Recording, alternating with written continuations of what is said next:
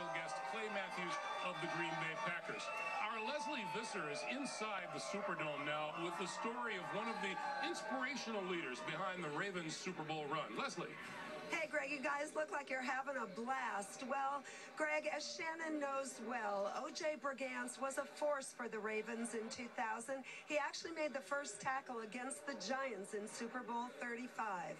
But in 2007, at the age of 37, he was diagnosed with ALS, the cruel and so far incurable disease.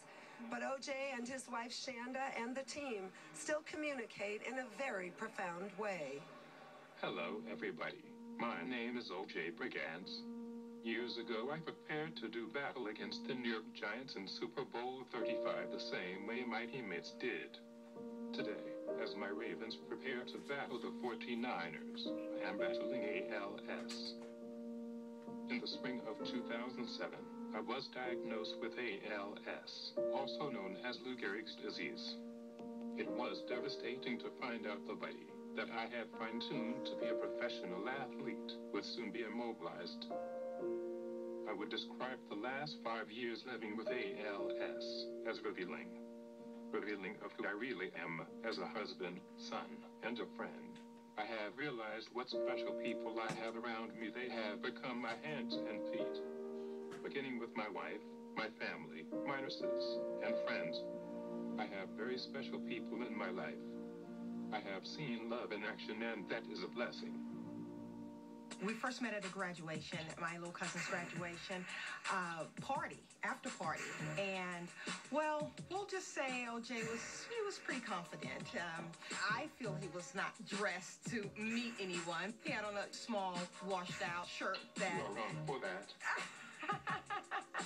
His little shirt, it was too little for him, you know, and we're looking like, oh my gosh, especially me. I'm like, I know that's not the guy that I'm going to meet tonight, so. Haters. Well, I'm glad it all worked out. Here we are, 19 years later. The toughest thing for people to understand about ALS is that I am still the same person and still have all my mental capacities. I can recognize you, so you don't have to introduce yourself every time I see you. I just can't talk or move, and I am not deaf, so no need to scream. I can hear you just fine. Everybody's attention for a very special moment here. It's OJ's birthday, hey! Happy birthday to you. Happy birthday. I was so elated to be asked to be the honorary captain for the AFC Championship game.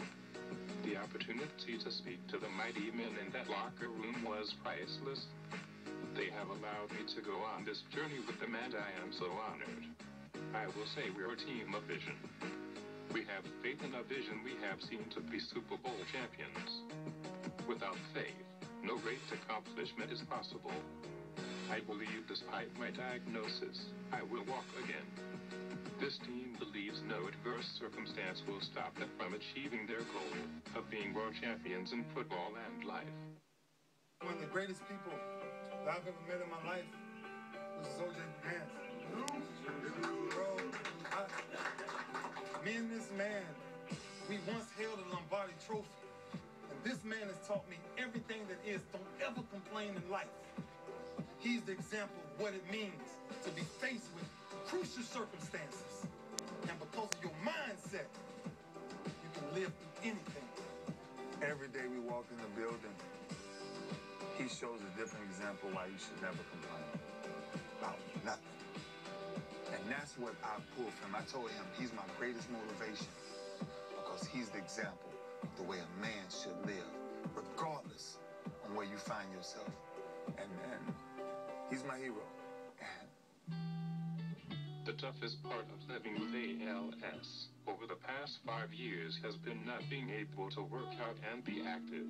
Instead of getting depressed about it, I decided to praise God for the abilities I do have and keep it moving. The message I try to deliver to the players is that life will never turn out to be fair in our eyes.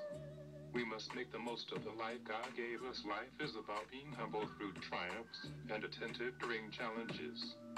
We grow and gain greater clarity in life if we have vision to see beyond the tears. Good night and God bless.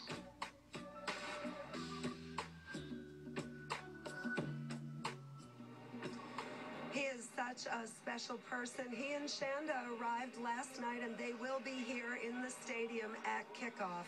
And just think about it. It takes OJ at least 3 hours every day to get ready to leave the house. Yet you can see he is still the captain of his soul. Greg. Great story, Leslie. Thank you. I know that story has special meaning to Shannon because you and O.J. Brigance were teammates. Training camp together, regular season games, playoff games, and won a Super Bowl. And to see this man going through what he's going through, Boom, when I went back to do the piece that we're going to later see today with Ray, I went to his office and I tapped him on his shoulder and he was, Shay, how are you doing? That's what he called me. And I say, I'm fine, Juice. We called him Juice. Everybody knows him as O.J. Brigance. No matter how bad your situation is, no matter what you're going through in life, if you're watching this piece, look how positive this man stays in his life.